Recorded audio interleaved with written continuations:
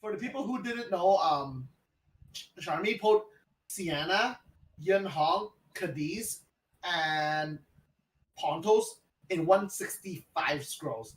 The odds are around 1 in 285. He put 4 in 165. That's crazy. I didn't care about any of those until the second Wait, one. what was the third one? What was the third Nat 5 you said? Cadiz. Cadiz these nuts. I saw that coming. Sorry. You're right. Sorry. Had to do it. That's insane. Aloha, everybody. Welcome back to another podcast. As you can see, we have never had this combination before. I wonder how many years it's going to take us to go through all the combinations of people we got. But we got a great mix of people today. We got Silent, back once again. It's good to see you, Silent. We've had you on a couple times. Got Godakog, we got Baus, and we got Jeff here today. So we got some experts to talk about some of the topics that we have here. How you guys doing? Yeah, anything new? Anything happening in life? What's going on? Just came in. Pretty Is that good. cool? What is that? The new MacBook. Oh, a new MacBook. Damn, dude. I need it for work, so it's perfect. Ah, I see. I'm gonna try it out to see how it is. Supposedly, it's really efficient. I think what you mean is you got that so that you can do more studying and preparation for Worlds that's coming up, right? That's the investment right there. Sure, I do it by paper, right? Yeah, I know. You told me. That's crazy, dude. That's so crazy. All right, let's hop into topic number 1 today that we got here. Topic number 1 is update. All right, so we're going to ease into the podcast today. Update. What's your thoughts? Right, we just had a recent update, kind of like a minor-ish one, right? We got that new building that's implemented so we can do more summons. Tell me your thoughts on that. And SWC scrolls, right? Obviously, I'm sure a lot of you guys bought them or you don't even know what they are, quote-unquote, because they're gone. But let me know your thoughts on those scrolls and stuff like that. Go ahead. We'll start off with... the scrolls are OP. Yeah. Well, what did you choose? I didn't buy them, but I think they're OP. I just think the being able to make your own stone summons the way it's literally like legendary stone summons, if you can call them like that. It's pretty good. Not just for Nat 5s, but there's a lot of people that just need 4-star skill ups, and you can just pick whatever you want. But yeah, to get the Nat 5s you want to have a legendary scroll chance for that, it's pretty huge for me. Yeah, true. Yeah. Something small I'm going to add into that is that the scroll is actually 1 in 12.5, just like Street Fighter, and not 1 in like 15, which is what a legendary is. So your rate of getting a Nat 5 is actually higher in there. So you guys can check out the rates on the bottom left. So that's something 8%. Small to add. Yeah, it's pretty big actually. Yeah, 8% is a huge difference. Yeah. But if you actually do the odds, I'm going to say this for the people who actually go like, if I buy 9, 8% at a time, therefore you should get more than 67% chance. It's not true. That's gambler's fallacy. Your max is going to be around like 37 to 40 something % chance of hitting a Nat 5. I've saw a shitload of people not even hit a Nat 5 with 9 scrolls. Say this loud and clear. So think about this for a second. Is it worth it to gamble for a Nat 5 or buy a PS5? So you guys have to think about that. Or buy Pokemon cards. What? Come on, bro. Or that too, exactly, right? So the odds are still stacked in your favor. Not in your favor, against your favor. Against your favor, but at the end of the day, if you're chasing specific Nat 5s, it's definitely worth it if you are chasing the specific one. But otherwise, I don't think it's worth it. But I would buy the right pack if you have spare money just because of the 15 reacts and the 6 runes. I wouldn't spend on all 9. So that's just my opinion, unless you're obviously chasing the correct Nat 5. How about you, Silent? What's your thoughts on the pack and whatnot? I'm sure you got them. Yeah, I bought them. I'm chasing Chongpeng, so it's a no-brainer for me. But I think like anybody who is going to spend money on this game anyway, if you're missing a couple key Nat 5, like this is the scroll for you. Like you don't have to wait for the stone rotation to get that 1 out of 3 that you might be looking for. You can put them all together in one scroll and just go for it. So, I think if you're going to spend, like, you should get this. Fair. I think a lot of people are missing the newer units. So the Beast Riders, the Art Masters, they've not been in stone rotation yet. The Beast Riders might be in stone rotation after these scrolls are done. That's my guess. But the Art Masters won't be in rotation for a long time. So, yeah, they're definitely much better value than the next best value scroll, which I guess is like an elemental, like a stone summon or an elemental scroll, much better value. But at the same time, nothing is guaranteed.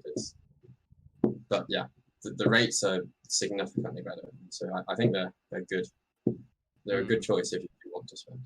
Fair. Yeah, I think overall, like this pack is really good. But again, it's only if you're looking to spend in the game, because obviously, you know, it's not like a crazy like transcendent pack, right? But it's only if you're looking to spend in the game, and if you ever like, because there's a lot of players that go, oh, I want to spend hundreds of dollars inside because I want to quote unquote summon, right? If you want to summon, like you better buy these because these are like the best to do summons, right? Because a summon, you're trying to get a nat 5 or a nat 4 you want. This is insane, you know, odds and chances, reducing the pool to exactly what you want, and the higher rate of a 5-star, you know, 1 in 12.5, that's great, right? And on top of that, you're buying the packs mostly for the crystals and the re-app. On the right side has like the re-app and the runes, so those are nice bonuses as well, right? So that's where the value comes in.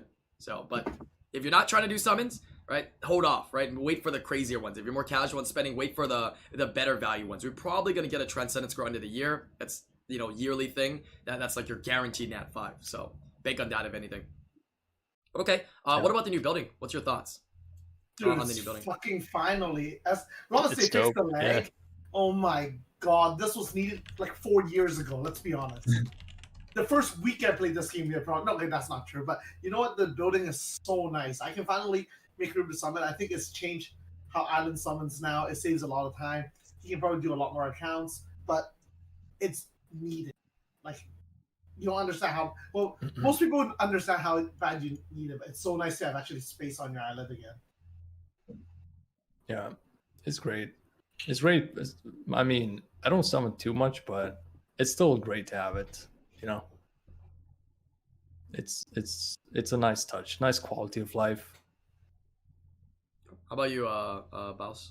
What are your thoughts on it? So yeah, I think it just makes the whole game experience in terms of summoning so much smoother.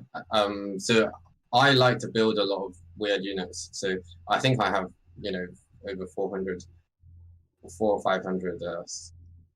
Yeah, maybe around 400 6-stars. So even just my 6-stars are taking most of the monster storage space. So I'm really grateful that I'm able to finally store some stuff, and actually it's not a painful experience kind of managing my storage anymore. Right. A lot of us players that have been playing for a long time, we have so many units already built that we already like have this foundation of space in our storage that just cannot be like, you know, taken away. So this is nice, right? How about you, Silent? You definitely have a bunch of units in your account for sure. So your summoning is limited. Yeah, I'm pretty much the same as Baus. So like this is really awesome. I can free up a lot of space. That's cool. Yeah, the one thing I noticed though is that I still don't like the system where like even when you're inputting it into the storage, it's like a one-click system where you click one at a time, just like Rainbowmon. It takes forever. You know what I mean? Like why can't we click 10 Rainbowmon and put them in? Right? That's the next update they should do for this. And then secondly, I still find it, because I do a lot of summons, right? I still find it that it's still faster to put stuff in all at one time and then summon. Because when you summon when you're max, it has like this lag. Everybody's been asking me on stream, yo, why do you like not just keep summoning? Because it allows you to. I'm like, because it lags and it just messes up with the flow of summons, you know? It's like a 2-second delay in between every single click because it has to load. So, I mean, I don't really like that. What's the best part, even for people who don't crazy amount of summon, is setting up for next 2As in the near future. You can store a shitload of like nat 3s. Oh yeah. For 2As, and I think that's nuts because I was storing Inugami's for a while. I wasn't sure if I was going to do Trikarus, and having the ability to even kind of be ahead of their announcement is really nice. Yeah, that's fair. Yeah. Can I say something in chat really quickly? Go ahead. Yeah. Aurora, you're so annoying, okay? You don't need to take other streamers to tell them to ask if I'm gonna get crushed by whoever. Just watch the fucking matches. Holy shit. I've been so annoyed by people this week. I'm gonna be honest with you, I stopped streaming because of this. You know what's funny though? The trend of this, we're gonna talk about predictions as well in a little bit here, but the trend of SWC this year is anybody you root for loses. So just keep that in mind, Aurora. All right, not saying who's gonna win or lose, but everybody that gets rooted for loses. So if you're a big fan of Billy and you want him to win, I don't know, man. Maybe you're playing this wrong, dude. Just let the match play out, okay? You guys talking to other streamers to tell them shit to tell me has nothing to do with it. I joined this podcast to, enjoy and have fun and kind of see if I can give any insights. But when people like this come to the stream, it makes me not want to do this. I'm going to be honest with you. It doesn't really trigger me, but annoys the fuck out of me. Yeah. Like, I'm actually serious. I've been so annoyed with streaming this whole week. That's why I actually switched to Pokemon cards opening. That's fair. To enjoy myself.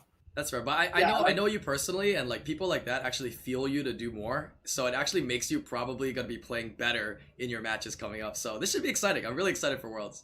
I'm really excited for Worlds. Let's actually hop over to a second topic here, which is actually exactly that: World predictions. Let's go ahead and open up some of the matches that we got going on, and let's give our predictions, right? Our actual analytics on it. I think this is going to be tough, right? We gave our predictions of like all the different cups before as well, and it was already getting tough in the world, in the cups for like APOC and America's Cup and EU Cup, but now these are the top players from the world, right?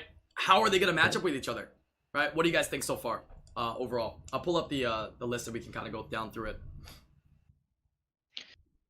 Oh, go ahead. Yeah, we'll I don't understand why Mouse and then high Simon. seed and low seed. What's that? I don't know why they didn't do high seed and low seed, because the I think winner they of wanted the to completely EU wrap Yeah, it. that makes no the winner sense of at the all, US right? Cup in the first round. Yeah, I think that's super dumb, and there's no point of getting seeding at that point, right? So I think that's super dumb. I don't know why they did that. I did not expect myself to fight a first seed as well, and it's not like I'm scared or anything. It's more of like I think it doesn't make sense at all. Just how tournaments should be, right? Yeah. So yeah, I think a lot of people will be favoring pretty much the winner of that first match. Would probably be the favorite to go all the way, which is the very first match, because it's also not just the first match in the round wise, but it's also the first match of the first round of matches. So yeah, it's a bit of a strange bracket we have, I guess. Right. Okay, let's start off with the first one then, since we're talking about here. We got him on in the stream as well here. We got Billy and Jeff, right? Let's get your analysis. I want everybody's analysis first, and then I want the Jeff's analysis of what he thinks of him coming into the match, right? His mindset and everything like that as well. So we'll start off with maybe you, Gotacog, right? Honest opinions, Yeah, sure. right? No hard feelings by anybody. You know what I mean? Yeah. So I mean, I had no idea Jeff was going to be on the podcast, but whoever watched. Wait a minute. Whoever watched the stream, my stream, when I picked my predictions, knows that I said I have a good feeling about Jeff. And I honestly, I don't want to go too forward, but I put him at the end, that he's going to win the whole thing. Now he's going to lose because you said that. He's going to lose now because you said that. It's already, I could show you, it's already here. There's a VOD. What is your prediction in terms of probabilities, though, between them? Like Jeff and then Billy? Yeah, that's a fair amount, because it makes it more fair than just saying this person's gonna win. You know what I mean? So I just think both of them have almost the same chance to go through this. I think both are amazing players, and they got similar play styles as well. So yeah, I would say probably 50-50 still, even though I want Jeff to win. But yeah, I would say 50-50 on this one. Fair. How about you, Boss? I think pretty similar. Obviously, I'm on EU server, so I would like to see the EU server go through. But Jeff is a really good player, and he certainly has a more rounded box than Billy, unless Billy's got some nice units from SWC scrolls. So I would say, actually, even though I really, I'm a big fan of Billy and his playstyle, I would probably go 51-49 to Jeff.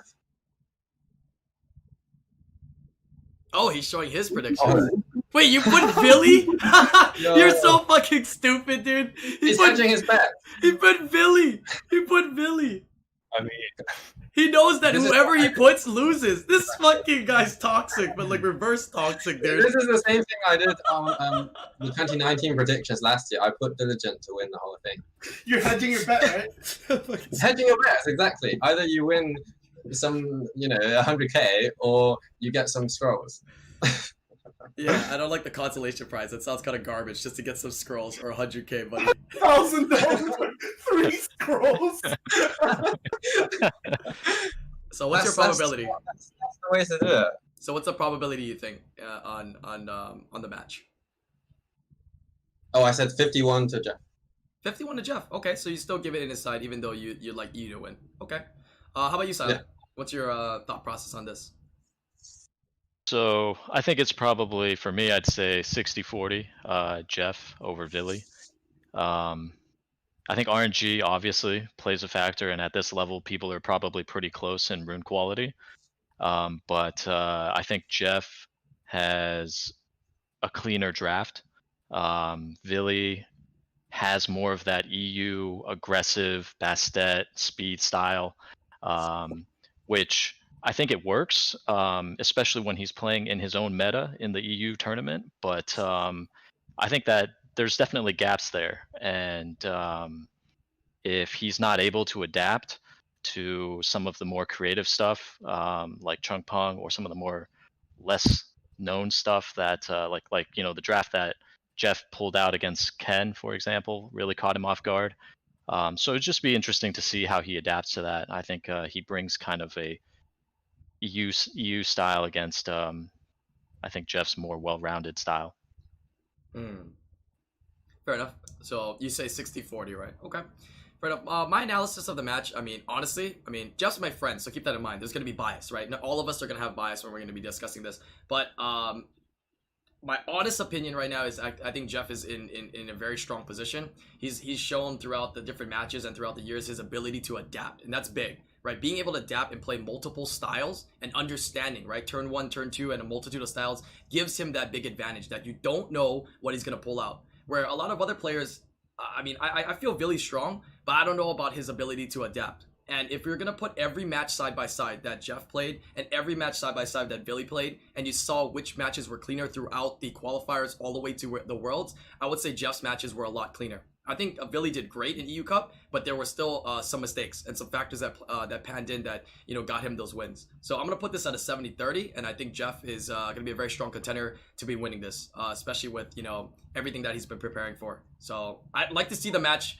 It's going to be a powerhouse match. I believe that's the first match, and that's like one of the bigger matches to watch. All of them are going to be great matches, but everybody wants to see that one, the Villy-Jeff match. That's like the semi-featured of the first 4 for sure. Yeah, definitely. What about you, Jeff? What's your? You don't have to let us know. Obviously, you're probably confident you're going to win, right, going in, but what's your mindset coming into this, right? You can give some of that, thought process. So I talked about this on stream because a lot of people ask, and there are people that who aren't regulars on my stream do come in and like, hey, are you gonna win? Are you gonna win? I want my scroll. I'm in my mind. I'm like thinking, fuck, man. First of all, try not to put too much pressure on me. At the end of the day, I care about the 10,000. Remember, the first match is $10,000 already. Your one scroll is non-existent compared to the $10,000. I'm playing the tournament expecting to win. It's just the nature of competition, right? You're not gonna go in there. I spent the last almost month preparing for every single player and not expecting to win. All I can say is it is Summoner's War. I am gonna try my best. And if I try my best, I did my homework, I did my preparation. If I lose, there's nothing wrong with it. And I'm not gonna regret it at all. The only problem is I would have with myself is going in there, not prepping, half-assing it, and then regretting it. Because this is probably my only chance to win Worlds, right? So I have to think of that. Preparation-wise, I am happy with the amount of work I've put in so far. I took this week off work just to finish up. Secret weapons and stuff, obviously, is lined up. That's just how the game is. But do I think I have a chance to win the whole thing? All I can say is yes, if that's fair. Yeah. Okay, that's fair. I like that. Can I increase my percentage after Jeff just said he took this week off work? Sure. I'm curious how much you're going to increase it to. How much are you going to increase it to? 55. Oh, okay. All right. Yeah. Fair enough. 8% spread. Nice. Well, I don't know if Billy took the whole month off. Well, yeah, that's the thing. Okay. Fair enough. All right. Match number 2 here is going to be Gaia and Trokamu. Right. We got Gaia, who had a very, very strong showing in APOC. That hindered a little bit in the APOC Cup, but the qualifiers was really, really strong. So seems to be a very consistent player. And then we have Com2uS, right? I mean, he's got a very strong box. He's a really strong and smart player. I think he's really strong IRL as well. Like, he'd probably beat me up if, you know, yeah, whatnot. But so who do you think is gonna win between those? And what's your probability between Choco and Gaia? We'll start off with Jeff. Actually, you can start off, Jeff. After the last one there. Okay, so first of all, it's a very interesting match. I've been watching a lot of I played Com2uS and I watched a lot of Gaia. I don't know if this is on purpose or not. Gaia has been hiding in Noob Room, farming the shit out of people. There's a lot of info in there. I don't know if it's legit or not, if it's real. Do you believe it's real? But Gaia has been sitting in there every single day fighting. Gaia has like thousands of win in Noob Room, first of all. Gaia and Com2uS are both very fast players. So it's really fun to see. It comes down to who's faster, I believe, or who can pivot out of speed if they have to.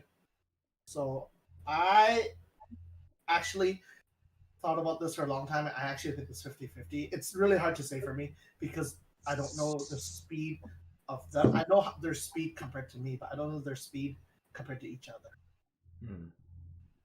Okay, fair enough. And so it's 50-50 for you. You don't even have a 51? No. Fair. How about you, Silent? What's your analysis on this one here? I think I would give Com2uS a slight advantage. And I say that because I think Gaia has really high quality runes. I think he's probably got really insane Vio sets. But I think he suffers a little when it comes to drafting. When he doesn't think he can get first turn, the way he pivots down is kind of odd. And I think he even, in some of the matches, he even let through the Gani Hathor thinking that he could out-survive it with his Molly, which I think that's a mistake. If people are ruined well enough, especially with like additional damage these days, you can still Gani Hathor a Molly, you can still Gani Hathor a Molly Juno. So I don't really like his defensive playstyle, and I think he even brings in the Wind Monkey King, so you know, I think that's too stationary, and it just gets Gani Hathor. So I think it's going to depend on if he sticks to that type of style or not, or if he can actually counter properly, which is, I know that's weird to say, but I think it's just he has a certain preference in the way that he deals with when he feels like he's getting outsped. And at least for me personally, I don't think that's the right way to do it. Fair. What's your percentage again? Sorry. I'd say like 55 Troca. Okay. Fair. How about you, Baus? What's your analysis? I think this one is a really hard one to call. So I feel similar to what Jeff said. I think Gaia, I noticed that he kind of showed a really different playstyle between regionals. As in between his prelims. Where he went with some more second turn units, and then in regionals where he went with some more aggressive fast plays. So I think it'll be really interesting. So even though Silent is saying, you know, he likes using a Wing Monkey, maybe he's just testing him out, I don't know. And maybe he'll throw up quite some surprises when it comes to the actual fight. But Com2uS is a really, really strong player. But yeah, I'm thinking that because it's so hard to prepare for Gaia because you don't know what Gaia is going to run, I might favor Gaia slightly. So maybe 55 to Gaia. Okay, that's a difference in opinion there. Interesting, very interesting. Okay, and what about you, Godacog? I think both are great players, both playing the speed game, but I don't know. It's gonna depend. Like if Guy goes with the pivoting down to the slower game, I don't know. We'll see how that's gonna go. Molly didn't show that great. Like Molly wasn't that great in the tournament so far, but who knows? We'll see. But percentages, I guess I would probably give 55 or 60 to Troca. A bit biased being here, you know. But yeah, pretty much it. Fair. Yeah, I think both players are, of course, very strong. Guys showed a lot of different adaptation and like styles of play. I saw that more in the qualifiers, and then a little bit more of the nervous and the nerves kicking in during the regular APAC through his matches. So I'm wondering if that's going to hinder him as much. But Troca, I mean, I feel that, I mean, 100% chance to win if Giano comes out, right? AKA his cosplay, which I don't think they're gonna let him do though. But yeah, I'd like to see him perform. I'm definitely gonna give the favorite to Troca. Again, disclaimer, a little bit more biased, right? I've hung out with Troca. I've seen, you know, his units and his monsters, as well as I know he's gonna be probably less nervous than Gaia. They're both gonna be nervous. Everybody's gonna be nervous, but I think he's got a lot more experience and he's got more confidence, which I think is a big factor as well when it comes into this. And of course, Gianna, which is obviously a great unit to have coming into the matches as well. So I'm gonna give it to him 60-40 against Gaia here, only because of, you know, Gaia's performance kind of, you know, falling short from the qualifier performance that he had prior. So Troca will be my pick there. All right, match number 3. Yeah, it's gonna be Lest and Charmy. What do you think about this, Silent? Lest and Charmy here. Lest being, you know, the winner last year, right? Pretty solid performance overall. What's your opinion? I gotta say I don't really know too much about either one. I've seen their matches, of course, but I don't really know their runes. Lest, I think probably. I mean, I would assume they both have really good runes. So it's a toss-up for me. I think I'd give it to Les just because he was the previous champion. Percentage-wise, in your mind, even though obviously we know you don't have as much info, but what do you feel? Like 55-60 Les. Okay, fair. How about you, Boss? What do you know about them, and what do you think? I think Lest is just going to be a breeze for Lest. I think Charmy is a good player. He's got a good box, very aggressive draft, and Lester's, at least more recently, we've seen him, you know, run some more second turn units. Lest runes are insanely efficient. Maybe the most, at least this time last year, they were possibly the most efficient runes in the world. I don't know. Maybe the speed-wise, he's probably not the fastest. But yeah, efficiency-wise, he's absolutely insane. And he has a very strong drafting skills as well, very adaptable. So I'm going to give it 75% to Lest. Right. Just something I'm gonna add as well. I believe Charmy last week was on was on a stream and he got like 3 LD Nat 5s, one of which was a Yun Hong, 4 LD Nat 5s. I think the other ones are not gonna be as usable in terms of SSS tier, but the Yun Hong will definitely be a new unit that can be used. So that's a big unit to pull before SWC. It is a factor. Change the percentages. Change it. You got to adapt to new information. 74. Yeah. How about you, Jeff? Okay, this is an interesting one. A lot of people is going towards like, hey, who's gonna win Billy's match or my match is gonna win it all. I think we're too far into looking into that. You guys have to remember, first of all, Les is the world champion. Like, Les did not get lucky 2 times in China Cup. This China Cup only has 1 person that comes out and they go straight to Worlds. Les was able to show how strong he was dominant. Did that twice back to back, and China has incredible players, incredible runes. Les just pulled Pater. Les just pulled Pater right before APAC. Oh, we got to change the percentage again. We got to change the percentage again, bro. Wait a minute. And then Charmy has Wunsa, Neftis, Yin Hong. So you guys have to see that match. Like people are like going like the match over there in the corner, match 1 is gonna be crazy. I want to see that match. I want that to be match 1. Yeah, I want to see the drafts. Like, I have a lot of homework on them, and people like Les has insane runes, but so does Charmy. I caught Charmy a couple Charmy matches, caught some info. Holy shit, the comp that he's gonna be running. Really? And but so Know your stuff. For the people who didn't know, Charmy pulled Sienna, Yun Hong, Cadiz, and Pontos in 165 scrolls. The odds are around 1 in 285. He put 4 in 165. That's crazy. I didn't care about any of those until the second one. What was the third one? What was the third Nat 5 you said? Cadiz. Cadiz these nuts. I saw that coming. Sorry. Go ahead. Yeah, you're right. Sorry. I had to do it. That's insane, right? Like all of them have. Remember, every single player.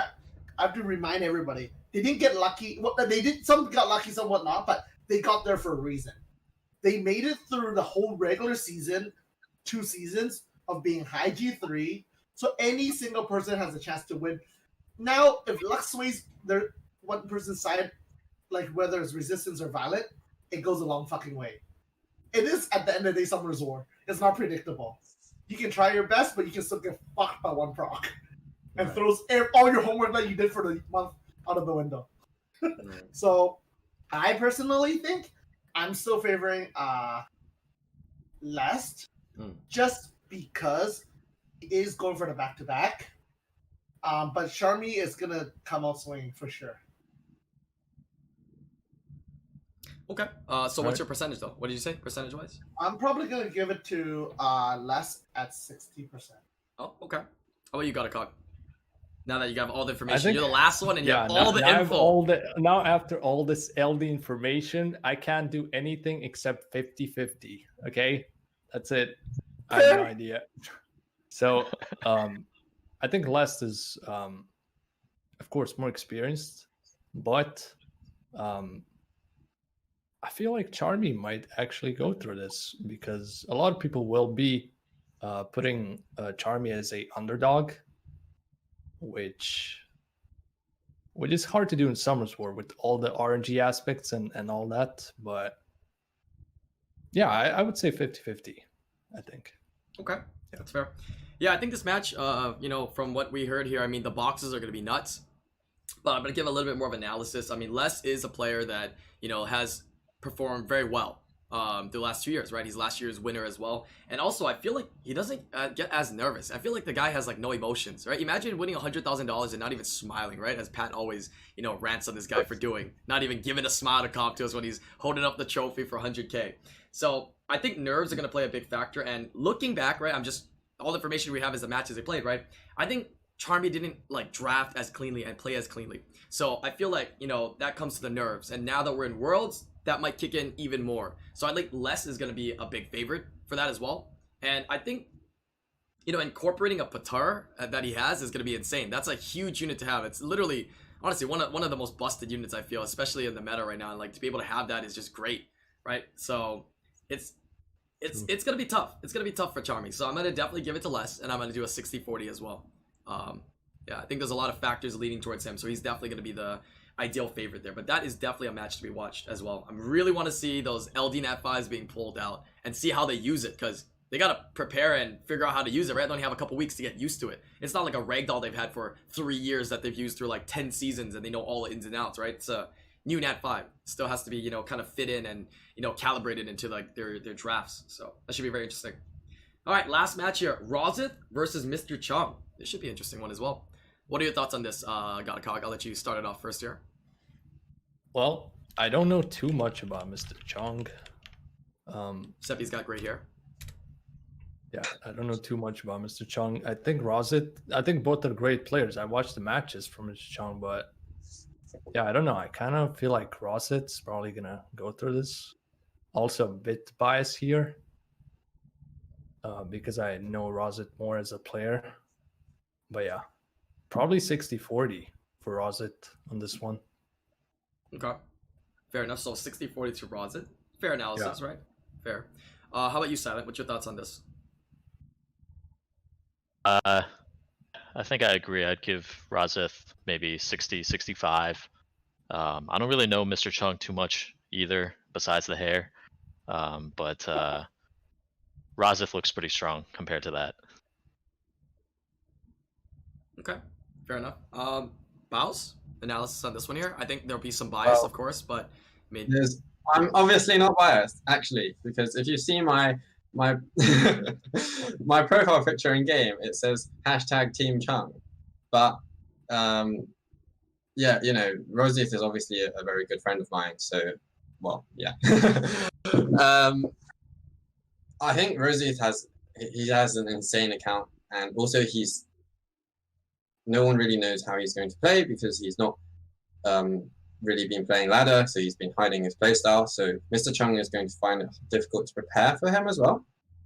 But Mr. Chung, if anyone watched the Asia Cup, he has just godlike RNG. So you got to factor that in as well. He has some RNG hand. So whereas I think Rizzy has a really good account, and will come up with some surprises, I will give him a 52% chance because of Mr. Chung's superior violent rune rune prop rate and resistance rate. Okay, fair. And how about you, Jeff? What's your thoughts on this one here? Well, first of all, let's talk about Mr. Chung first in his the biggest luck sack, or whatever people can call it, luck sack, was obviously Sierra bomb onto his Veladril, if you guys remember that. But remember that most Sierras are probably at 65% accuracy versus Mr. Chung's. It's gonna be 100 res. 100 res. What's that thing called? Veladril, right? Mhm. So I think that's not as worse of a luck sack as I've seen that could have been done. But that part doesn't matter. I do believe Mr. Chung is insane. He got lucky, which a lot of us had to get lucky in the tournament, right? But the main thing is that Mr. Chung, what did he do? He completely destroyed APAC. He completely destroyed APAC Cup prelims. He didn't even drop a game in APAC prelims. So I value that a lot. So in APAC Cup, I think I voted for Mr. Chung to get third place. He's a fellow person from Hong Kong. I'm born in Hong Kong, so I kind of voted for him just out of respect or whatever. But after talking to a lot of people, Mr. Chung's runes are pretty fucking nuts. I don't know about Rossi, but I know that everybody says that Rossi has the best runes literally in EU. So that should be exciting. But now we're watching. I look at the LD lineups as well, right? Mr. Chung having Gianna, probably one of the most broken tournament-based oppressive, unit. He also has Light Monkey King. I think he has Mana as well, but nobody uses that thing. Where Rossi has Ragdoll, Visa Cho, and Monkey as well. So that's really insane to watch. One thing that I'm going to tell Rossi real quick is Mr. Chung pulled a Barbara 2 days ago. He's been chasing a Barbara for a long time, and he pulled it 2 days ago. So I hope this information helps you out, because I have met you. I haven't met Mr. Chung. I hope you can use this information. But that being said, I do believe that Mr. Chung is ahead. I'm probably going to give it 65-35. Okay, fair enough.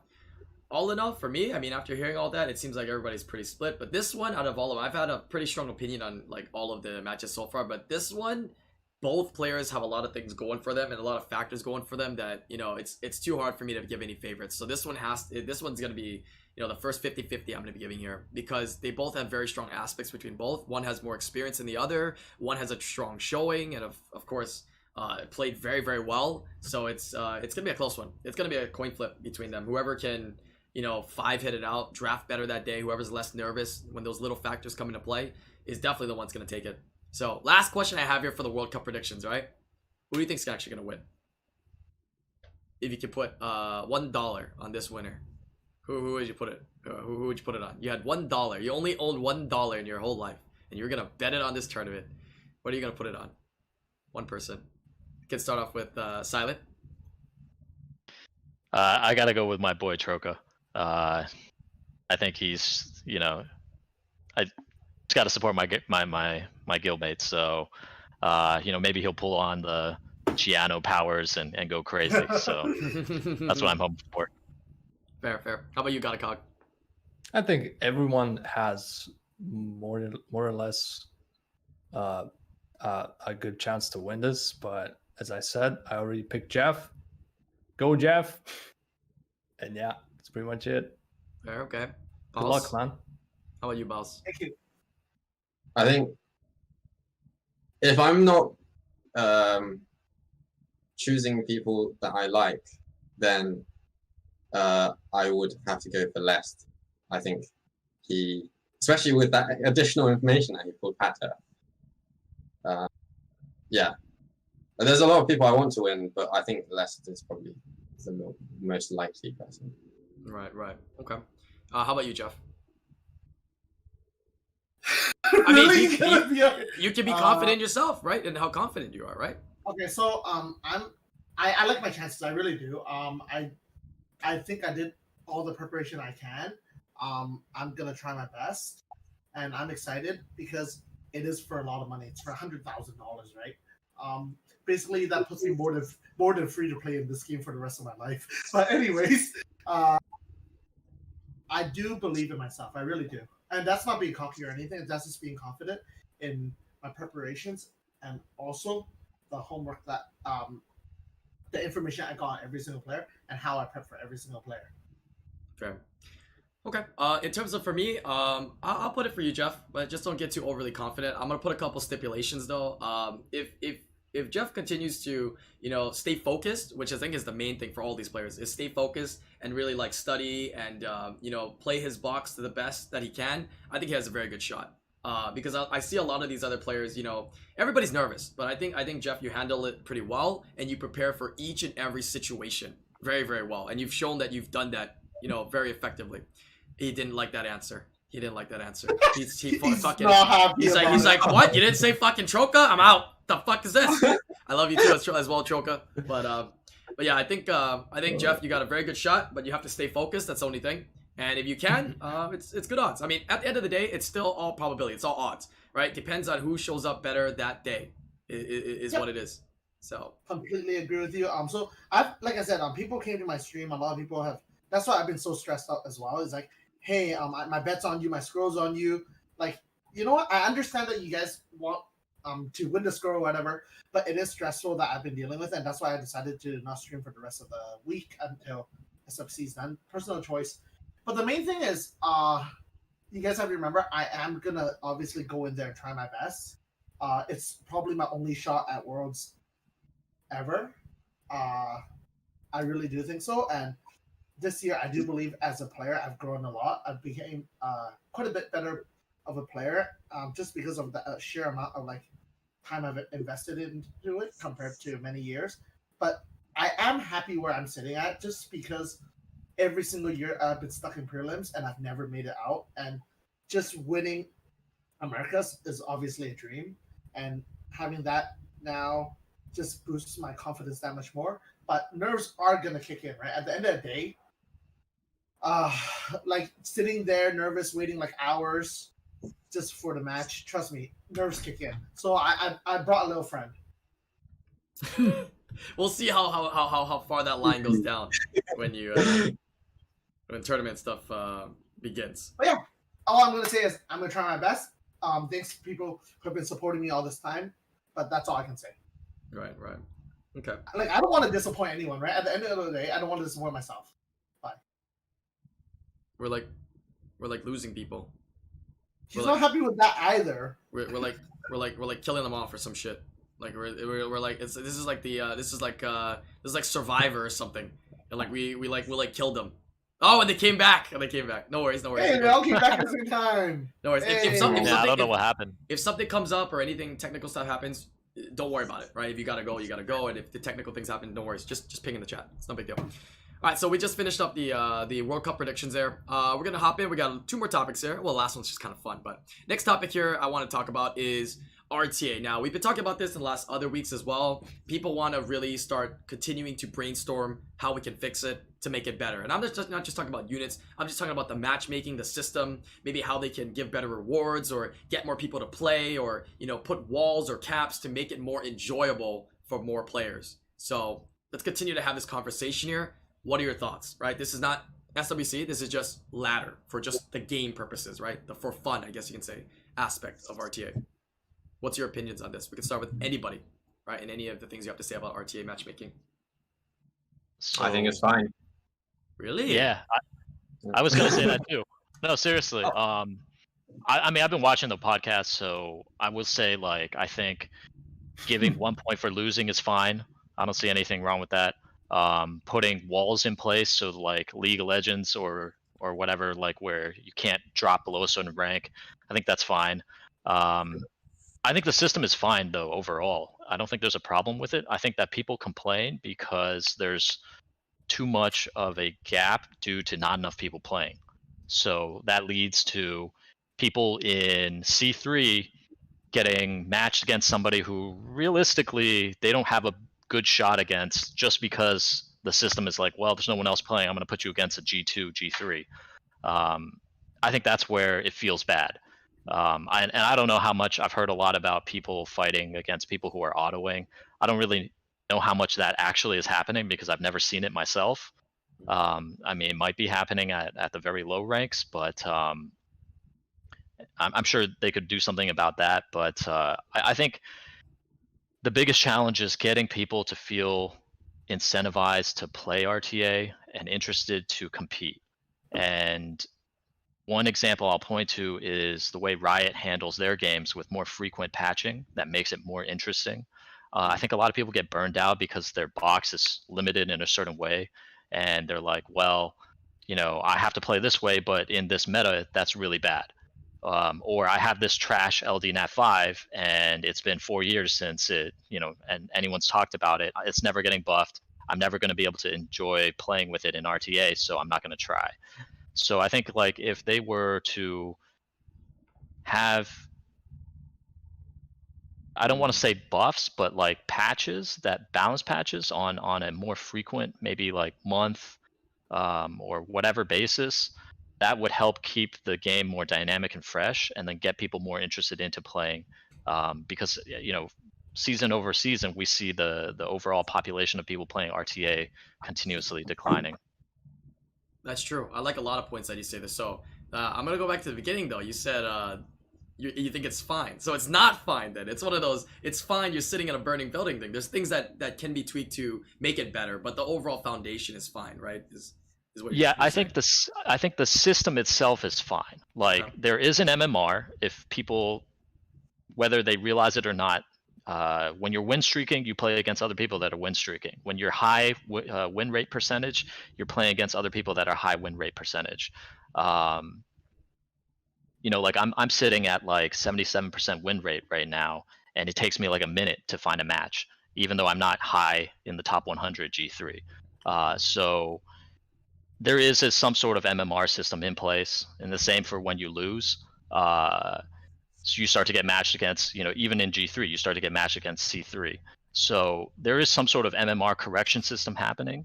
I think the problem is just that people come into the game without this sort of maybe I'm not saying this properly, but I think they experience a lot of in-game disparity that isn't really reflective of the rank system itself. It's more so that not enough people are playing so that they can get matched against someone who's at the right level for them.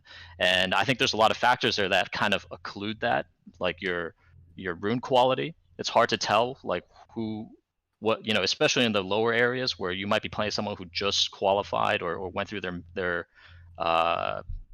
the 10 qualification matches. You might be playing someone who hasn't played at all, but now they've qualified into your rank, and they'll move out of your rank really quickly, but their rune quality is way better. You might be playing people who have similar rune quality, but your opponent is way better at drafting than you are. I think there's a lot of factors here that kind of mess with people's ability to assess what feels like a fair match to them. So, you know, to that end, I think just education about RTA, especially in the middle tiers, would help people a lot too. So I don't know. I mean, maybe if Jeff were to offer drafting classes for people on his stream, that might help. You know? Yeah, we've talked about I've talked about that before too. I've kind of started the idea that I wanted to do like a series on it as well, bring in some of the experts and kind of break down, you know, little basic things of RTA that a lot of us potentially takes for granted, that maybe some other players in the general population of ranks don't take for granted, that could actually boost their ability to play the game.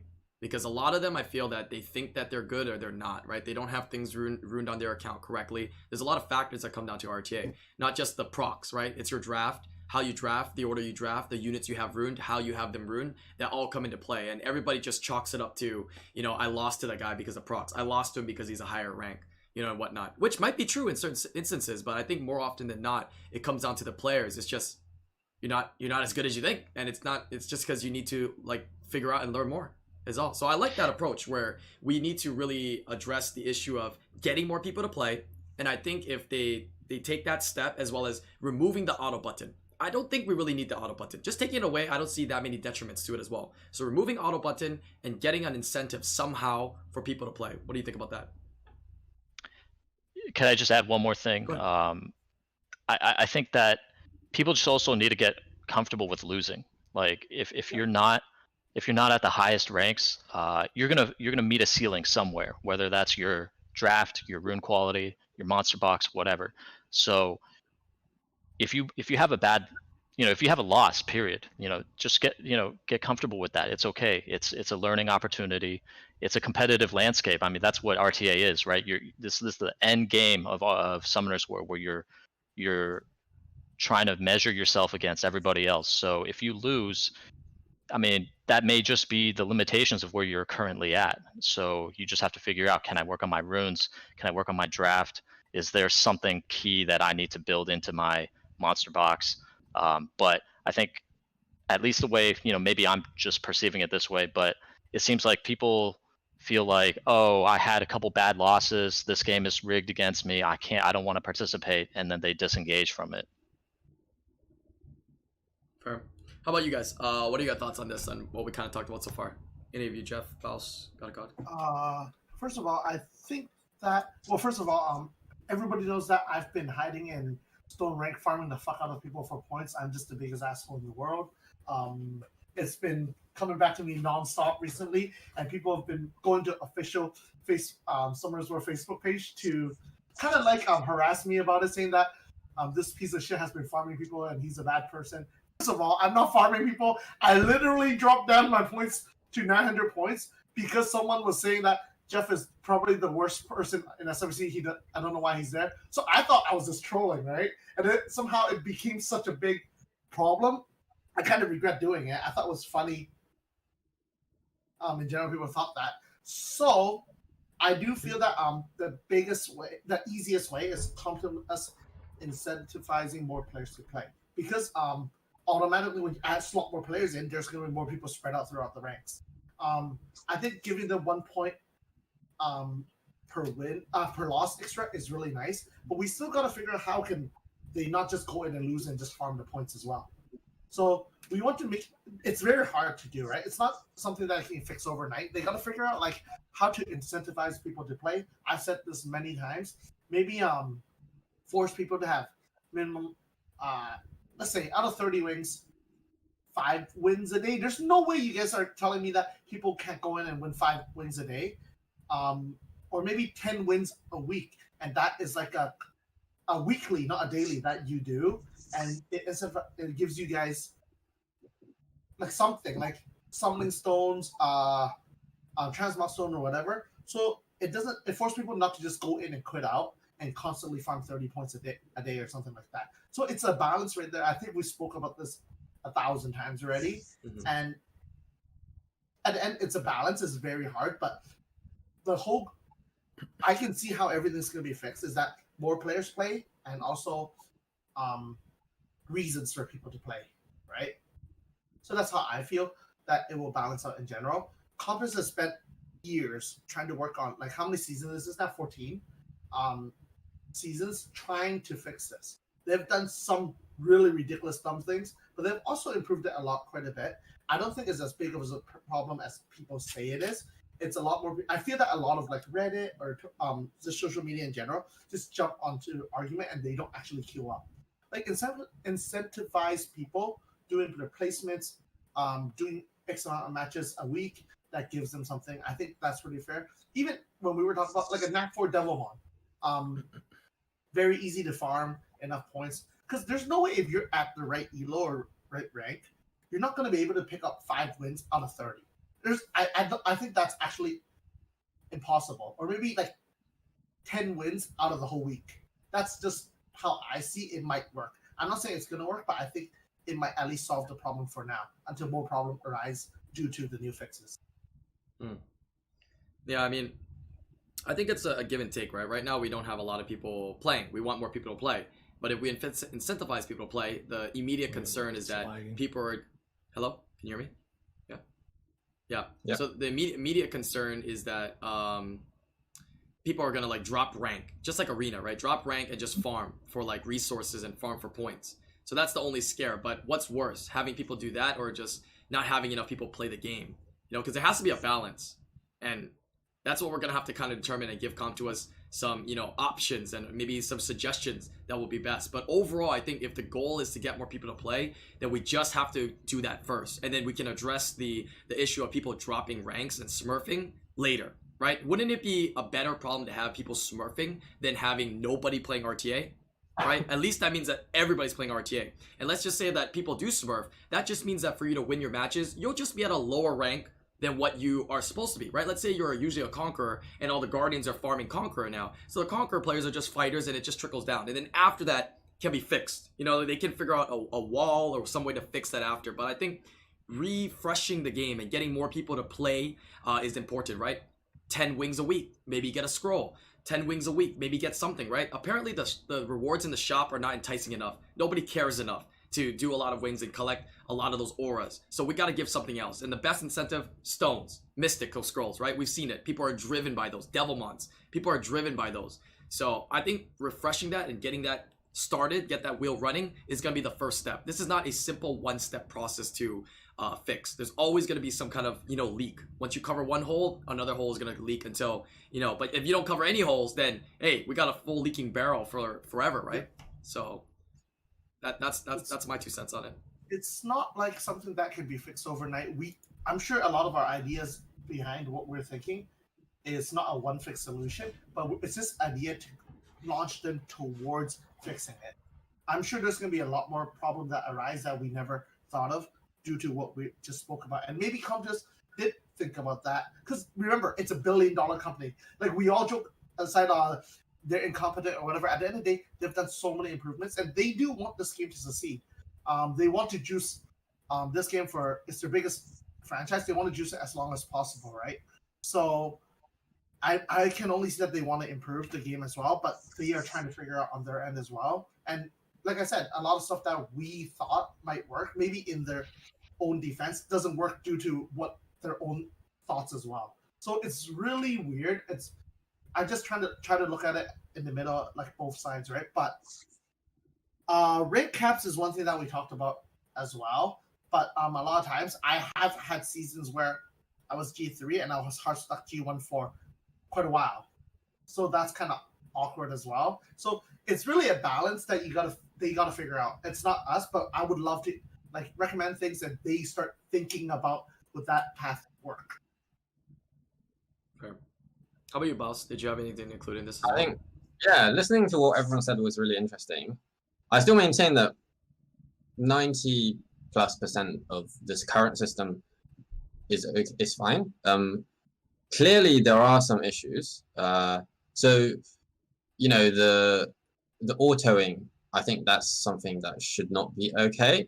And I saw someone said, you know, if you stop people autoing, then they'll just let the timer run out, and that's worse. So maybe they could do put some kind of detection in where if you try and auto or run the timer out 2 games in a row, then they'll put a cap on, you know, you can't do RTA for 10 minutes or a deserter something like that. Yeah, but I'm trying to figure out what the purpose of auto is in the beginning. Like, what is the purpose of auto? Like, what's the purpose of the auto button in the I beginning? think they're just farming points, right? Right, so there's no benefit technically, right, of having auto there. That's why I just can't figure out. Right, I made the suggestion to like remove the quit button, but then it didn't make sense because sometimes if you're stuck in a match and you're already screwed, you want to quit out, right? So I can understand quitting out. But auto, I still can't figure out a reason why it would be beneficial to have the auto button there. So I think that removed is a good first step for sure as well. Right? Doesn't make sense. I agree. Yeah, Yeah. But yeah, but what I would say about the rewards, you're saying buff rewards, as I've primarily been a Siege player, and I would consider myself still mainly a Siege player, really. And a lot of people in my guild have zero interest in RTA and never will. And they're still really high-level players. I would say it will be a dangerous road to go down if some people genuinely just don't enjoy RTA, but still enjoy other competitive aspects of the game like Siege. If you put Devilmon, for example, or put something that's really limited like that, like in the RTA shop, that would be a dangerous road to go down. But you could probably do something in between. So, for example, you said, maybe the first 10 wings, after the first 10 or 15 wins or wings, maybe the first 15 wings of the week, you get kind of more RTA points than you would usually, so that it will be easier to buy a scroll from the current shop with just the first couple of wings you do that week. So to make it a bit of a buff, if you just want to do RTA, so for example, for one evening every week, I think that would be sort of a good balance. Also, I really agree with a lot of what Silent said as well. I think a lot of his insights were really interesting. How about you, Godacog? Anything to add? Yeah, same. I completely agree with everything you guys just said. People need some kind of incentive to do RTA, where a lot of you see when something new comes out in Summer's War, like a lot of people come back to the game. A lot of people want to play again, want to try out this and that. And if we had like more balanced patches maybe or something like that, people would return more to the game. People wouldn't leave the game as often, Also, the rewards is the same. I think that's another incentive for people to do RTA. One of the incentives for sure. Buffs, nerfs, of course, balancing and rewards. I think that's the biggest thing that. Yeah. For me personally, I think that's the main thing. RTA, like the system and all that. I see a lot of people complaining about different things, but for me personally, I don't see that as a problem. Yeah, a lot of people, I feel complain a lot. I'm actually curious how many people that always say that I get smurfed on by somebody else with Guardian auras. How often that happens. It's actually something else, or it's actually something else. It's the other aura, Conk aura. Yeah, it's easy to say. Like either A, it's you saw the aura wrong, just one side option. B, right, you're gonna have to remember that depending on when people do their placements, they're literally going to be doing the RTA match and going to get matched up against you. That's how it is, right? Every game you play, you're going to play Overwatch, you're going to play League, you're going to play whatever game. When they do a rank reset or a new season, you literally are playing against back when I was like playing League, right? In Diamond, it was like there was like master players, and then we would just get wrecked. That's just how it is early season, right? So that just means that you've never played a competitive game before. I don't know, because usually what you want to do is you want to wait out the first couple of days then, or the first week or two, because that's when those players are pushing up. You let them get to their rank, and then you play after, right? And then even mid-season, you're going to get some people that are just starting off to do their RTA wings. That doesn't necessarily mean they're smurfing. Now, this doesn't mean yes or no that there are people not smurfing. I think there are people smurfing, but maybe not as much as people are making out to be. People are just doing their wings, right? Like, let's say Jeff, right? Jeff dropped his points, right? He's not farming, but he dropped his points. That means he gave all those people wins, right? But now when he goes back, he's got to finish G3. He's going to have to win. It's not like he's going to drop any games when he's going all the way up, but he's going to have to win them, and you're going to have to fight him, right? Let me make this clear. If you are a sub, you get the points. No, I'm just kidding. But okay, so yeah, like I said, I just did it for fun in general. I am going to hit some conks that I do feel bad, but remember, guys, it's not like there's going to be 30 of me doing this. It's literally me just skimming by, trying to rush my way back up there. I don't think there's going to be that many people like me doing something like that. And at the end of the day, I have had comp players that fucking luck sack the shit out of me, and I lose too. That's a feels good. That's a, bring me up, right? So just go in there and fight. If you can't win, how much does it actually hurt to lose to one person? I don't believe people that says that they get farmed 25 out of the 30 wings or whatever. I think it's actually going to be like one or two that you keep on remembering. Like, you're so used to like thinking about that, it pisses you off. And I know it does suck, but you have 30 wings, just fucking queue up and go back in. True. Very true. Lose. I think it's also on the player side. It's a mentality as well, right? Yep. Getting in there, it's also a mentality. I'm gonna bring it back. What is your opinion? I actually think that I suck at RTA, but I'm gonna say that first before I flame everybody else. I think that there's a lot of crappy RTA players out there. You think you're good, but you're actually garbage. I'm gonna keep it straight. You think you're good, but you're garbage, right? I can tell you right now, right? You're telling me that you're playing your account at either Fighter or Conqueror, and if you gave that account to somebody else, that with nothing else, no money added, that they wouldn't have done better on it. you just got to realize that there is still room for you to improve, right? I think players think that they're so good and they're at the peak of, prime play, prime drafting, prime, skill counting, and, their units are ruined the best they can. It's just that's the best runes they have, that it's wrong. There's no way, dude. There's absolutely no way. Absolutely no way. And I think that those are the same players that come up and complain that they just can't win, right? To procs, to smurfers. Like, take that account, give it to Fate Mem, right? Let's take a C1 account, give it to Fate Mem. He'll probably pull his hair out, but I bet you he's not going to be C1 in that account. Right? The man plays Mav in G3 RTA. It's not even meta. It's it's just how you play and how you understand RTA. And that's the next level of what we want to do, right? I want to be able to educate you guys more, share this knowledge with you guys to get the population to play RTA, get excited about it, and be better players. And that's what's going to get you guys to a higher rank. So that's what I think of it. Very blunt though. So I'll be honest with you guys, like there's a couple hundred of you guys and also thousands or tens of thousands going to watch on YouTube. After winning America's Cup, right? After winning America's Cup, I was feeling good. So I'm gonna message my friends in the group chat. I'm like, hey, I found they won. Like, it was the first fucking thing Fate Mem said to me. I saw that you did it wrong here, and you could have done better. And what was it? They're like, the only reason why you won is because your opponents also did this wrong. At first, I was extremely offended. Think about this for a second. You literally just came out winning America's Cup and thinking that you did incredible. This piece of shit fucking comes up to me and actually goes like, hey, you suck. You didn't do this right. And at the end, I started thinking about it. I realized that, hey, he's right. There is always room for improvement. You can always learn from the game. I can tell you right now, I'm not playing my account at the level where it's the most optimal. I still think that I'm doing well. I think I've improved, but there's still a lot of stuff that I can improve to become a better player.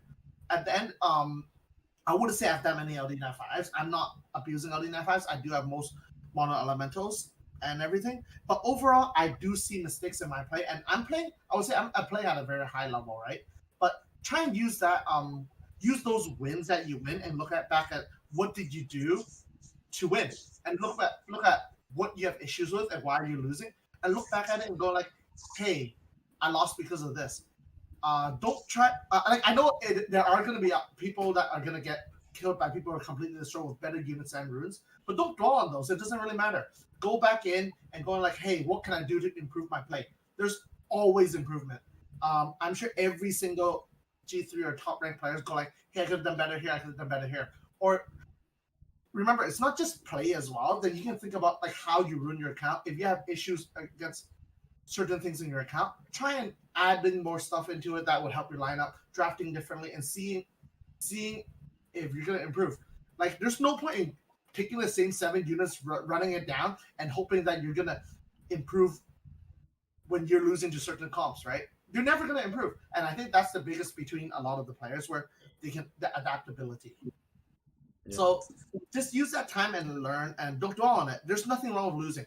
Tell you, I've lost against every single player that I had issues with on the ladder, like from, I would say, Conk to Guardian. I've also beat every single player that has been. Think about it. Even Jeff lost to me, and it was on a Summoners War. It was on a Summoners War official video. He got fucked. Yeah. I actually got fucked. Like, yeah, there's nothing wrong. I've lost to every. I have never had better RNG in anybody in any matches besides that match, and it was actually recorded as well. That was ridiculous. I was just talking. Yeah, that was pretty sick. I was like, I can't beat Jeff, so I'm just gonna pick like Juno, Amdua, Leo, and Tars, and it actually worked. You know what? Just for content though. At that time, I did so go toxic. Like, fuck, IslandGrown looks at me, but I did go look back and found things that I could have done better. Seriously, yep. Like, you can always find improvement, and just kind of think about it. And the best thing is, if you guys do want to improve and want to raise your rank or whatever, find some people, friends or whatever in the game, whether it's from Reddit, Twitch, whatever. Friends IRL, but most of you guys probably don't have friends, so it's okay. And just kind of like talk to them. If they're in the same rank, they probably see something different. Yeah. So don't dwell on it. Just play. It's a learning curve for sure. Nobody's gonna go in and win every match. I've queued Doggy, Tomato back to back how to play multiple times. I've completely destroyed every one of them, and I've also completely got my ass handed to me many times throughout. Like, my plays, right? So Right. just try your best to try not to think about other people, but what you can do to improve yourself and seeing if that would help. Okay. So all in all, Also, yeah, go ahead. Edit. rewatch your. I'm sorry. No, go ahead. I was gonna say, go ahead. Rewatch your replays. Try to do that as well. That's gonna help a lot. Like that's I do that even on stream. Like I just go and rewatch the replay to see. I feel like someone RNG'd me, and I check it, and maybe I can find something else except that, you know. Yeah. But yeah, it's very valuable. If you want to improve, Yeah. like these are the steps and things that you have to do, right? Don't be that League of Legends player that's, you know, stuck in gold and never finds anything to improve, right? Not talking from experience or anything, but, you know, like it just keeps playing the game and not looking at things that they're doing wrong to improve, right? So watch your matches, rewatch it. Even if you got procced on, watch what you could have done better. Guaranteed there's something you could have done better. It's either your pick, your ban, yeah, or just the way you play out the match. There's so many factors, right? Even to the way you ruin units, right? You're like, oh man, that wasn't on Will. If that was on Will, I'd be good, right? There's so many different factors that come into play for RTA. So, yeah, anything else to include, Sally?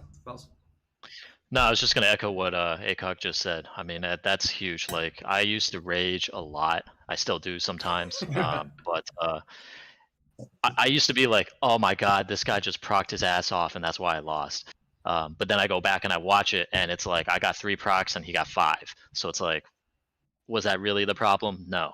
Like, I should have pushed back his Fran so that I could interrupt it instead of letting it get its S3 off or something like that. You know, like, it's the little things, like you just said. Like, you got to go back and watch that. Watch all your replays, watch your draft, look at the pick and bans, pay attention to all the little details, and think about if there was one factor that you could have changed. Would it have made a difference? Yes, no. You know, like scientific method, just play with one variable at a time, adjust and correct. And I think if you can do that over and over, you're going to improve your game.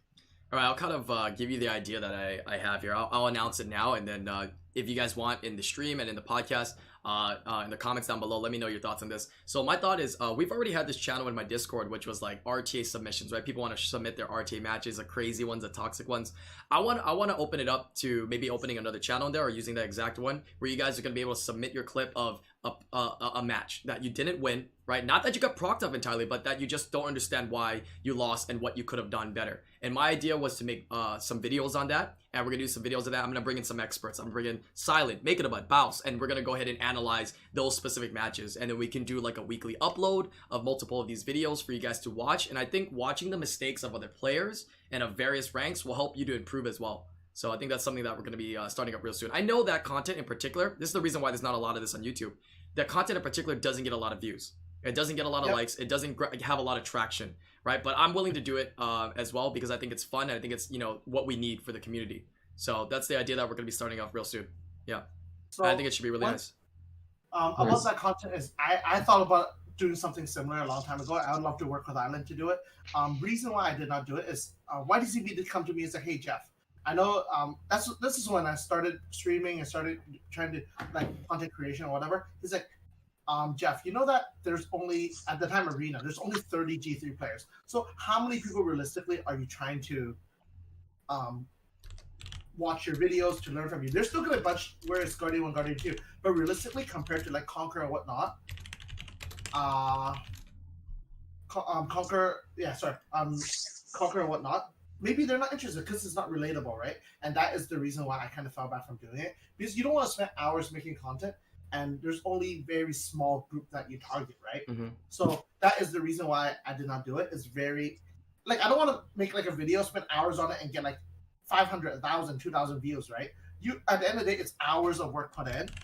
But yeah, so that's why I think a lot of content creators did not do it. Streaming is a lot easier because we're doing our wings, and at the same time while we're doing our wings, we are able to kind of just tell you guys what I want to do. And if people want to watch, they want to watch, right? If they don't, they don't. It's that simple. So I think it's a very amazing idea. Like, I can tell you, all the content creators, all the Guardian players, what better place to come and have new players. I want next year to have some new Guardian 1 player that's going to be like the next 10 baller and come and improve and become the best player, because that's going to grow the game. Like, all of us here right now wants the game to grow. We've invested so much time, money, or just effort in the game. We love the game. It's all passion, right? So we do want, if this stuff does help you out, I'm down to work with other content creators, Island, we could buy whatever, and kind of just give our insight and kind of help the community to grow in general. Fair. I like that. Yeah, let's do some more of those because I think that's gonna be great for the community as well. Like I said, guys, it's gonna be. That's why we talk about this, week to week with different people as well. It's gonna take a lot, right, to fix this RTA, and we know from past history it takes a long time too to get Com2uS to see, there's an issue. But as long as we continue to talk about it, we bring up the issues. I think that there can be change, and it's for the better, right? Because we care about the game and we want it to do better. So, and I think Com2uS does as well. But they have the reasons for things, which, oftentimes I will give them credit. They have certain reasons for doing things that do make sense. But the thing is that they don't tell us. So either A, Com2uS, like, make the changes, right? That, that we discuss here consistently on a weekly basis. Or B, give us, like, some of those videos that you've done in the past where you're more transparent and tell us, hey, we've seen you guys talking about this. This is the reason why. Let's hear it. Like, they might have some 5-hit ideas or 5-hit things of the reasons why they don't want to do certain things, right? I'd like to hear that from them. Either A or B. I think both options are great. A, do it. B, let us know why. Right? And I think that'd be great. So hopefully if they hear this, we can continue to make the game better moving forward.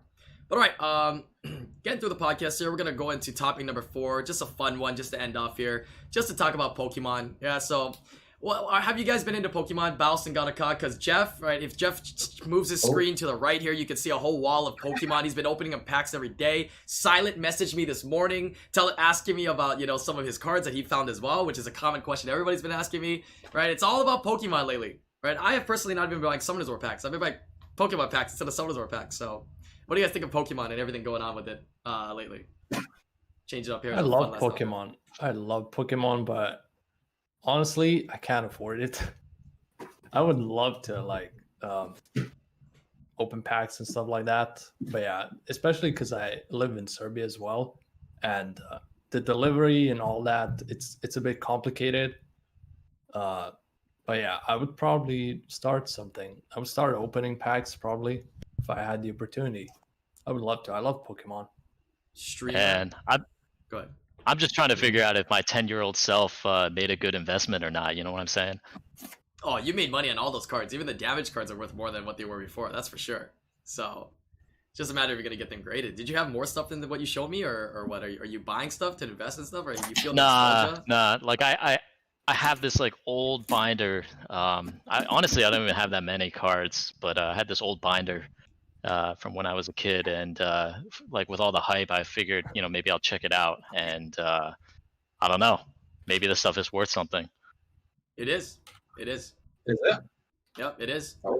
Like your old cards and stuff, as long as they're in decent condition or obviously in really good condition, if you get it graded, you're gonna get a lot of value out of it, right? Like Jeff's pulling out a lot of the more modern stuff here that people have been opening.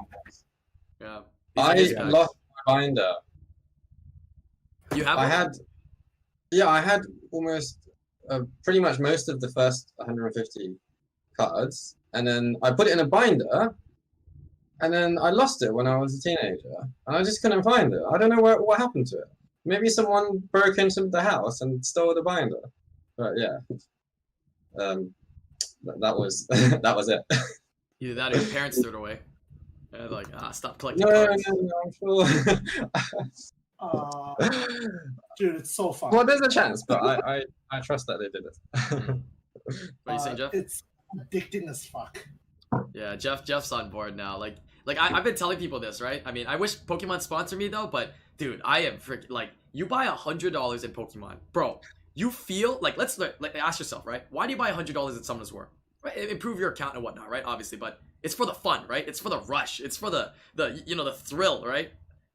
I get more of a thrill from $100 in Pokemon, and it's slower and lasts longer than it does in like Summoners War. I don't know. That's just what it felt like to me lately. So I don't know. I think that's what Jeff's been feeling though, because he's bought so much.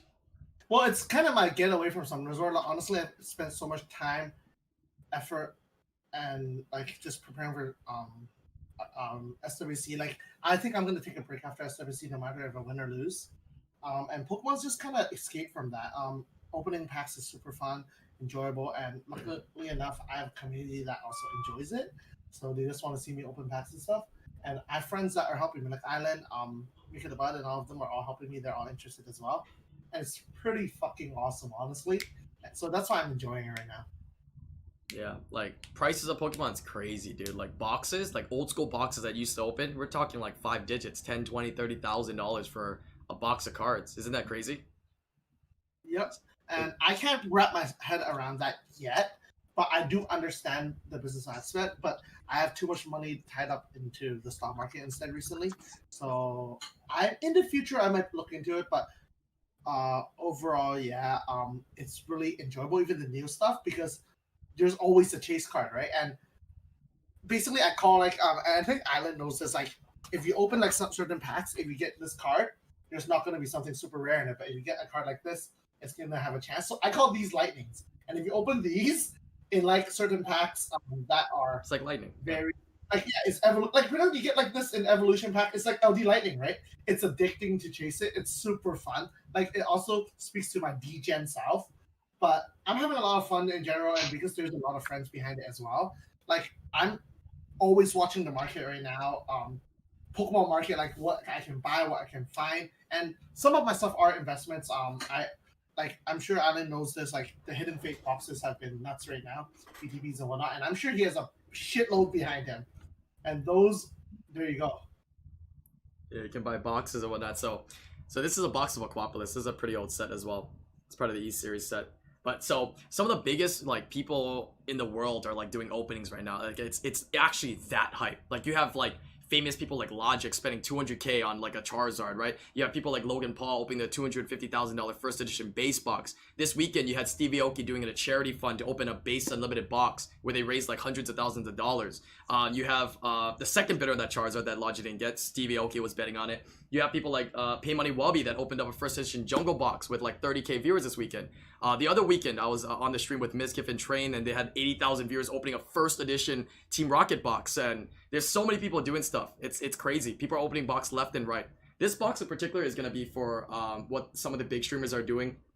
They're doing Pokemon Week, so kind of an announcement for people on YouTube as well. They're doing Pokemon Week where each of these large content creators will be opening up a whole box of Pokemon cards for the entirety of a week. So there's literally going to be like Pokimane, Trainwrecks, Mizkif, Ludwig, Moist Critical. You might know him from YouTube as Penguin. But they're all going to be opening up boxes, and it's been insanely hype. I mean, that's probably what's driven the market as well. But at the end of the day, I mean, it's not like a product that nobody knows, right? Everybody knows Pokemon. It's nostalgic, and as more of these people open it, the supply diminishes. Once it's open, it's gone. You can't replenish any of this supply, right? Demand may fluctuate, but the supply will always be there, and that's pretty much the reason why everything's been going so high. So if you guys are looking at this is literally Pokimane's box. This is gonna go to Pokimane here. She's gonna be opening this one for that week, so it should be pretty lit. It's a 25, 30K box that I'm holding right here. Damn. Crazy, like, right? Honestly, this stuff is crazy Wow. that they're opening it. I can see the investment buying it and like locking it up in a safe or whatever. Oh, I yeah. can't wrap my head around opening it, but there's also a lot more value into like what revenue they can generate or even new viewers. There's also like obviously a lot of math behind that, right? Like I can't bring myself to spend 30 grand on a box of cards, but I can somehow spend 30 grand on stocks right now. The stock market has been incredible this week actually. So, Scary but incredible. Scary but dude, incredible. No, but like you're watching like I was a very early investor in like something like Neo. Neo is basically China's Tesla. They just did their revenue earnings. They went up a couple percent this morning. Tesla went up 8% because of the S&P 500, and the market's nuts right now. It's incredible, and if anyone is there right now investing, it's a very good time. Yeah. Also, do your research and due diligence, please. Yeah, it's pretty nuts. People are just enjoying it. It's just because it's Pokemon, and people are investing into it because it's like stocks, right? You invest in it, except this investment has a little bit fun and more hobby and nostalgic value than a stock that you buy. So it's a give and take, right? This is not financial advice, by the way, guys. Do whatever you want with your money. Do not do financial advice. Like it's really nice to find a hobby that you like and also make money. Like one thing for me is sneakers, right? As you guys see in the back. My ROI on sneakers is nuts, and that was never because I wanted to start off making money. It was just a hobby that you loved and you're passionate about, and now it's became a thing due to collectibles and whatnot. All collectibles in the last year or two has been nuts, including like vintage cars and stuff like that, which I absolutely love. I can't afford it, but I love it. Some stuff are insane right now. Do you guys collect anything? Collect anything? Baus? Got a card? Silent? Like anything you guys collect? Like. besides monsters and really. summoners I war? collect Nat 3s. You collect Nat 3s. Yeah, I used to really love collecting, but yeah, I just can't find the time to do that anymore. I remember I used to collect a lot of coins from around the world. Well, that's an Yeah. expensive hobby too. That's like next level. There's coins are $1,000,000 not- coins in there. No, just like basic, like Right. 1p. But They're I'm saying free in the 1p. extent, the extent of the hobby could go like. Oh yeah, you can get very rare, but Yeah. I was just getting the really basic ones. So when Yeah, what if I go on holiday somewhere, I keep some coins. That's cool. What you gonna say, Silent? I'm just trying to figure out if what you're saying is, should I sell my house right now to buy Pokemon cards? Absolutely, absolutely.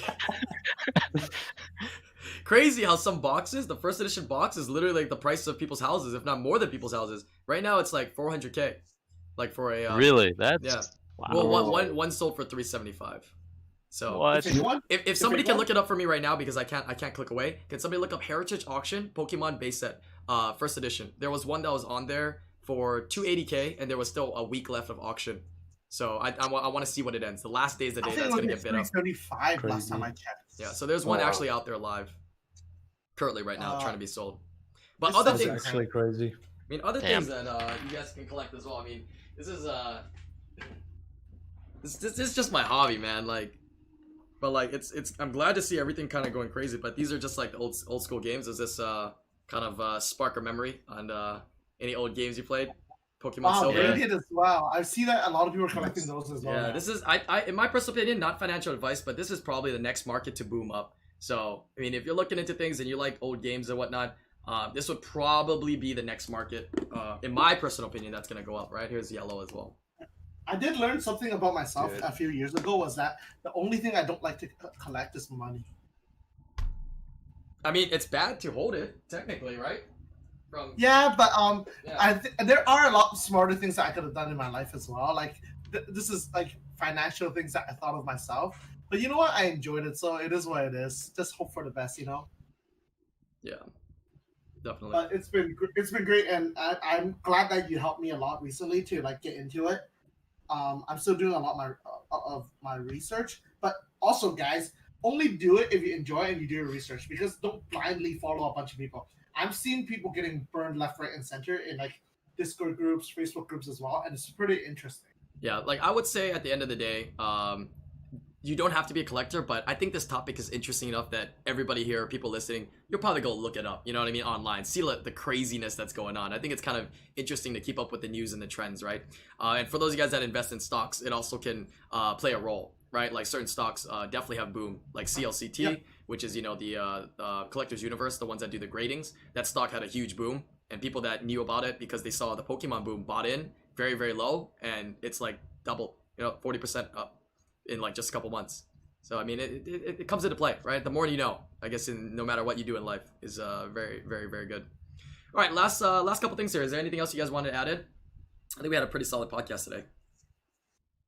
Whatever. Not much, man. Thank you for inviting. Yeah. Thanks for having me as usual. Yeah, thanks a lot for the invite. It's pretty good. Pretty cool. Excited about Saturday. Appreciate it. Yeah, so if you guys are watching this on YouTube, make sure you hit that like, leave that comment down below. Com2uS goes through them. I go through them. I love to see all the different things that you guys have to say about all the topics we talked about. Covered a lot of great things. We're going to keep reiterating the RTA issue, and looking forward to Worlds this weekend. Very excited to see it. We will be streaming it this weekend. If you want to come by, it'll be a bonus stream time because it's not during our normal scheduled stream. So it should be a lot of fun. But thank you guys so much for joining me. Go 9 ahead. p.m. PST. Is it 9 p.m.? So I think it's 9 p.m. PST, 6 p.m. EST. No, so midnight EST and 6 p.m. Hawaii Standard Time or whatever it's called. Okay, I gotta look that up. I think daylight savings plays an issue for me because Hawaii doesn't Oh, get that. okay, yeah. Right, but I'll factor it in. It's gonna be 9 p.m. PST if I recall correctly. Okay, I'll check that out. But yeah, we're gonna be streaming that as well. So stop by. I'll bring a peanut gallery, right, to join me to kind of commentate and watch the matches. But I'm gonna put the links to all their streams down below. Only Silent doesn't stream yet, right? But maybe in the future. Maybe he'll join me for those videos that we were discussing as well, right, in the future to talk about RTA. But thank you guys for joining. I'd be I'll down see you to do guys. that. Really? Thanks for having us as usual. Yeah. I'll Okay. look at some of those matches that you were saying people might post. I'd Okay. be down to look at those. Okay, sweet. Let's do something then. I got you down on the list to work on it. Sweet. All right, guys. We'll see you on the next live streamer video. Peace out, YouTube. Peace out. See you, everyone. You guys. All right, guys. Thanks for your time. That was sick. Thank you for having us.